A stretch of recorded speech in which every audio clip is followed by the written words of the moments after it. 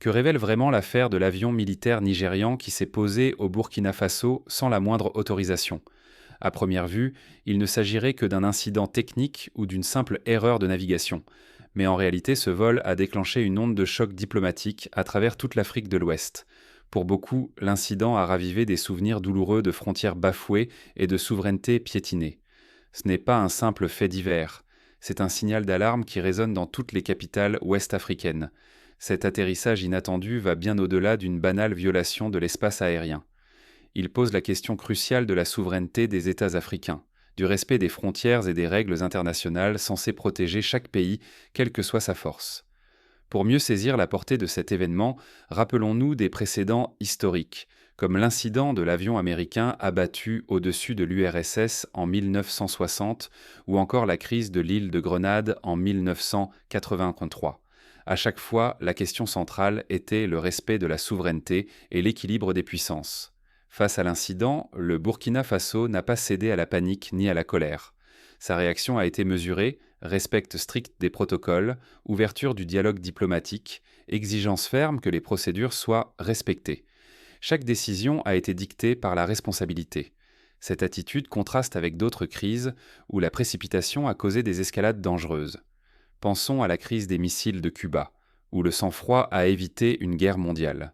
Mais derrière cette gestion exemplaire se cache une alerte plus grave.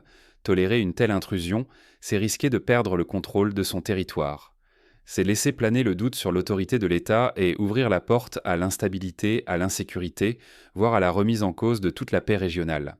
Les leçons de l'histoire récente au Soudan du Sud ou en République centrafricaine montrent qu'un État qui laisse sa souveraineté devenir floue s'expose à des crises prolongées, des ingérences externes et une fragmentation de son autorité. Aujourd'hui, l'Afrique de l'Ouest fait face à un choix crucial. Sa stabilité, sa crédibilité et son pouvoir d'imposer ses propres règles sur la scène mondiale sont en jeu. Ce n'est pas la première fois que des tensions éclatent autour du respect des frontières. Mais cet incident marque-t-il un véritable tournant? Pourquoi une simple incursion dans l'espace aérien provoque-t-elle autant de remous en Afrique de l'Ouest? Pour comprendre, il faut écouter les questions qui hantent la région. Et si cela se reproduisait ailleurs, quel risque pour nos populations? Que reste-t-il de nos indépendances si même nos cieux ne sont pas respectés? La réponse réside dans le bouleversement géopolitique actuel. De nouvelles alliances, comme l'Alliance des États du Sahel, émergent face à l'ancienne CEDEAO. Chaque geste compte, chaque survol, car l'équilibre entre confiance fragile et rivalités historiques se joue à chaque instant. Historiquement, les alliances récentes s'inspirent de la Communauté économique des États d'Afrique centrale ou du Pacte de Varsovie à son époque. À chaque changement d'équilibre, la moindre incartade prend une dimension stratégique. Aujourd'hui, la souveraineté n'est plus un slogan vide. Longtemps négligée au profit de forces extérieures ou d'habitudes héritées, elle devient le cœur du débat. Les États sahéliens veulent décider eux-mêmes qui entre, qui sort, à quelles conditions. Désormais, c'est une ligne rouge. Pour illustrer, prenons le cas du Rwanda après le génocide de 1994. La priorité a été de réaffirmer la souveraineté nationale, de contrôler chaque frontière, chaque couloir aérien, afin d'éviter de nouvelles intrusions déstabilisatrices. Quand le Burkina Faso a réagi à l'atterrissage militaire nigérian, il n'a fait qu'appliquer les règles universelles. Ces protocoles, validés par l'Organisation de l'aviation civile internationale, existent pour protéger tous les pays, petits ou grands, puissants ou vulnérables. Exiger une autorisation préalable, ce n'était pas un caprice, mais le socle du respect international. À titre d'exemple, en Europe, même les vols militaires alliés doivent déclarer leurs plans et obtenir des autorisations lors des exercices OTAN afin d'éviter toute confusion dangereuse. Ignorer ces règles, c'est banaliser le mépris des frontières. Et dans une région déjà sur la corde raide, cela alimente le risque d'instabilité. Même une seule entorse suffit à éveiller la méfiance, à fragiliser la sécurité collective. Rappelons-nous que dans les années 90, l'infiltration de groupes armés en Sierra Leone et au Libéria a débuté par de petites violations frontalières, perçues au départ comme des incidents mineurs.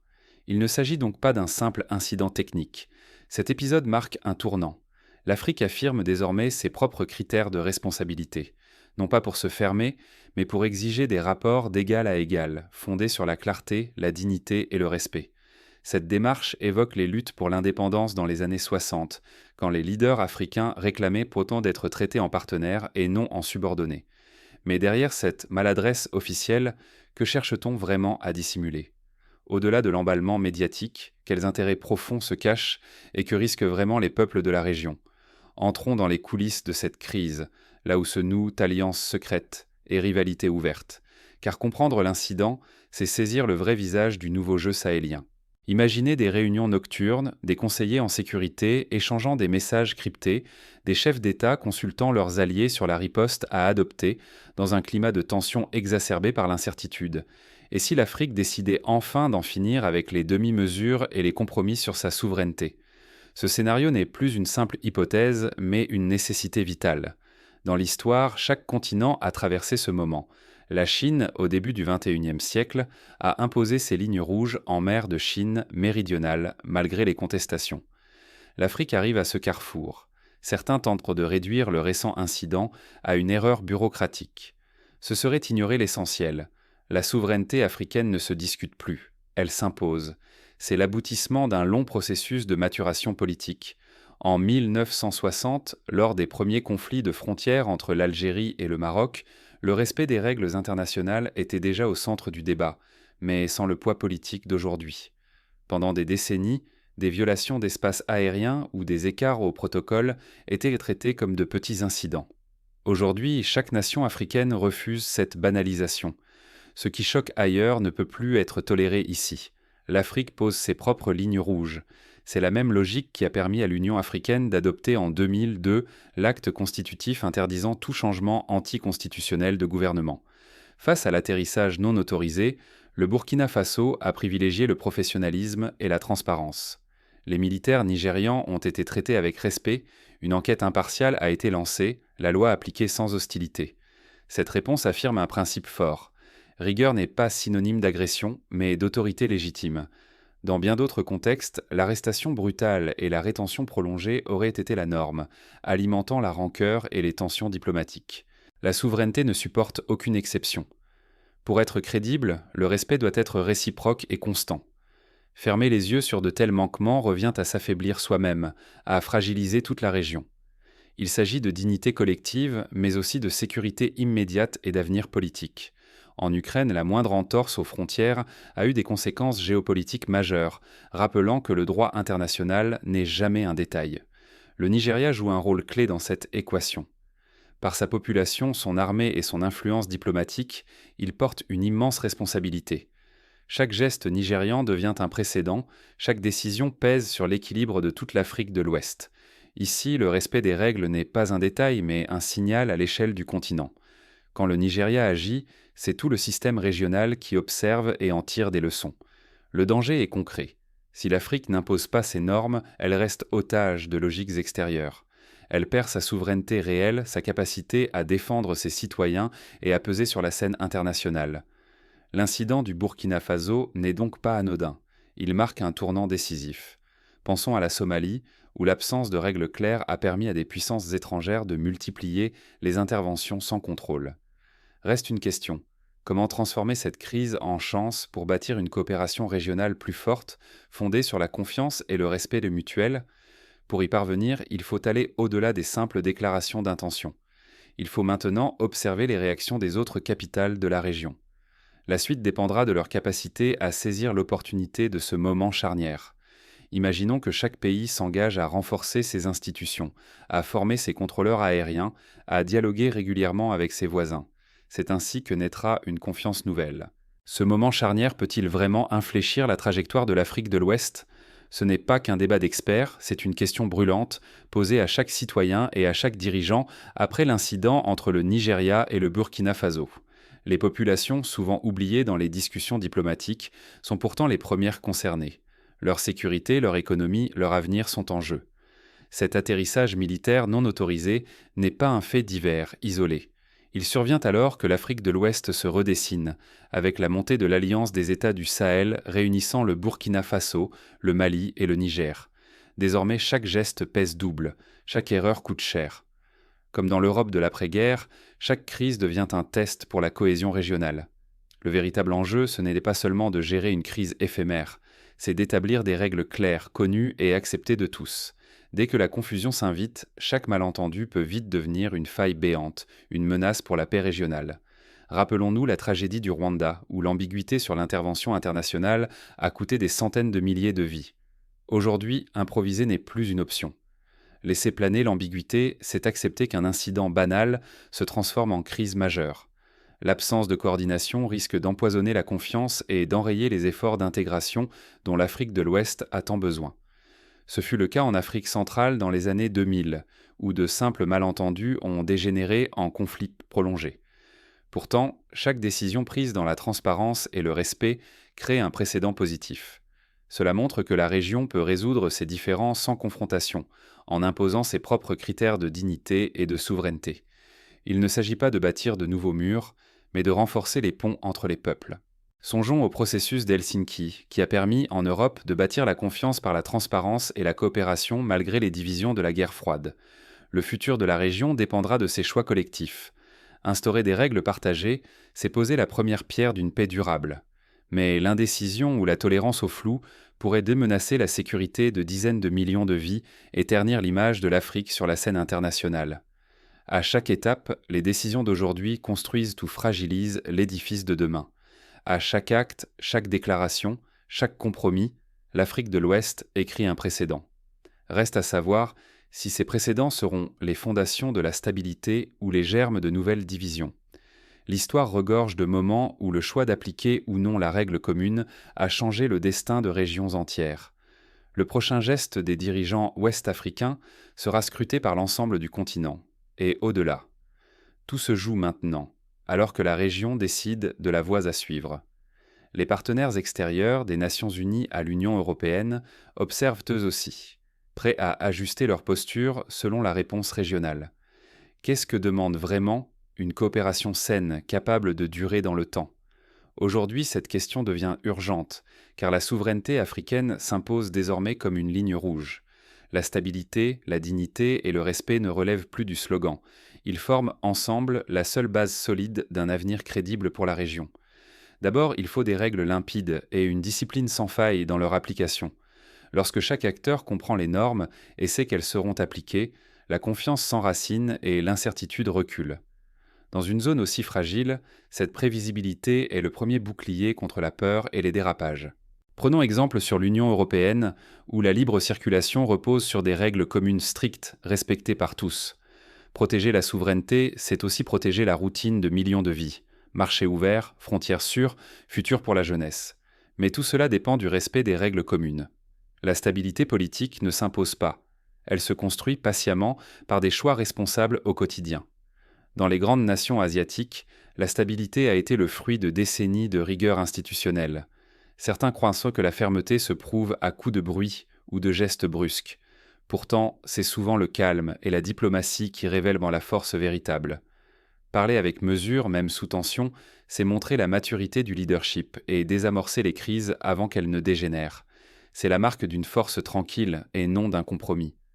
L'ancien président sud-africain Nelson Mandela faisait preuve de cette force en privilégiant la discussion et l'écoute, même face à l'adversité. Une coopération robuste ne peut reposer sur l'habitude ou l'omerta. Elle exige égalité, transparence et la volonté de traverser les tempêtes sans que la méfiance ne s'installe durablement. Dans ce nouveau contexte, chaque partenaire doit se regarder en face et choisir d'agir avec honnêteté.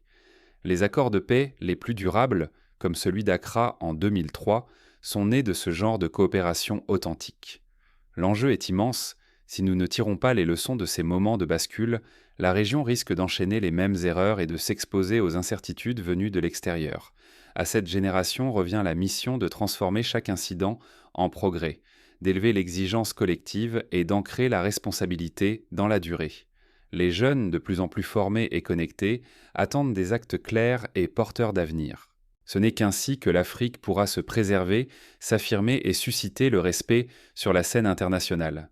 L'exemple du Botswana, devenu un modèle de stabilité grâce à la rigueur de ses institutions, prouve qu'il était possible de conjuguer souveraineté et ouverture. Mais qu'est-ce que cela signifie, concrètement, face à un incident aussi inattendu ? Pour comprendre ce qui est en jeu, il faut revenir sur les faits précis et la réaction de chaque acteur. Imaginons, Un avion militaire signale une urgence, mais au lieu d'alerter à l'avance, il pénètre l'espace aérien sans prévenir. Les contrôleurs burkinabés détectent l'intrusion, déclenchent l'alerte, préviennent la hiérarchie, qui consulte aussitôt les autorités nigérianes et sollicite la médiation de partenaires régionaux. À chaque étape, la rigueur prime sur la réaction impulsive. L'avenir appartient à ceux qui choisissent la clarté plutôt que le flou. Ce principe s'applique à tous, autorités, citoyens, partenaires étrangers. C'est en valorisant la clarté que l'Afrique pourra bâtir un modèle de coopération qui inspire l'admiration. Aujourd'hui, l'Afrique s'engage sur une nouvelle trajectoire, celle de la responsabilité assumée et de la transparence revendiquée. Refuser l'ambiguïté, c'est refuser la fragilité et la dépendance. C'est proclamer que la souveraineté africaine ne se discute plus, quels que soient les rapports de force ou les partenaires en jeu. Cette affirmation est le fruit d'années de lutte, de sacrifices et d'une prise de conscience collective. À chaque décision, c'est la crédibilité de tout un continent qui se joue. La stabilité de nos sociétés, la sécurité de nos familles et la confiance dans nos institutions reposent sur l'exigence de règles limpides. Si l'incertitude s'installe, elle sème le doute, nourrit les tensions, fragilise la paix et ralentit le développement. Dans le domaine économique, l'instabilité éloigne les investisseurs, freine l'innovation et condamne la jeunesse à l'exil. Ce n'est pas une question d'orgueil ou de confrontation, mais une question de survie collective. La clarté est la clé d'une coopération solide, d'un dialogue équilibré et d'une intégration régionale fondée sur l'égalité et le respect réciproque. L'Afrique décide désormais de ne plus laisser la confusion ni l'improvisation façonner ses relations internationales. Elle pose ses propres standards, non pour s'isoler, mais pour s'imposer dans une communauté mondiale qui la considère à sa juste valeur. Chacun a un rôle à jouer. Citoyennes, citoyens, responsables, partenaires étrangers. Soutenir cette exigence de clarté et de responsabilité, c'est renforcer la voix de l'Afrique, protéger sa stabilité et préserver la dignité de chaque nation. Désormais, la confusion n'a plus sa place. Chaque acte compte, chaque décision façonne l'avenir. Les médias, les intellectuels, les entrepreneurs, tous doivent incarner cette nouvelle exigence. Ensemble, faisons de la transparence la règle et de la responsabilité notre horizon commun. Car ce que nous défendons ici dépasse le principe. Il s'agit de l'avenir même de notre continent et de la confiance que l'Afrique inspire désormais au monde. Le temps des demi-mesures est révolu. Ici, la clarté est devenue la meilleure assurance pour l'avenir. Dans cette affaire de l'avion militaire nigérian, l'Afrique de l'Ouest ne s'est pas contentée de réagir. Elle a affirmé une vision, posé des jalons pour une ère nouvelle. À nous tous désormais d'être à la hauteur de cette exigence. L'histoire retiendra ce moment comme celui où, face à l'incertitude, l'Afrique a choisi la responsabilité et l'a incarnée, non seulement dans la gestion d'une crise, mais dans la construction patiente d'une souveraineté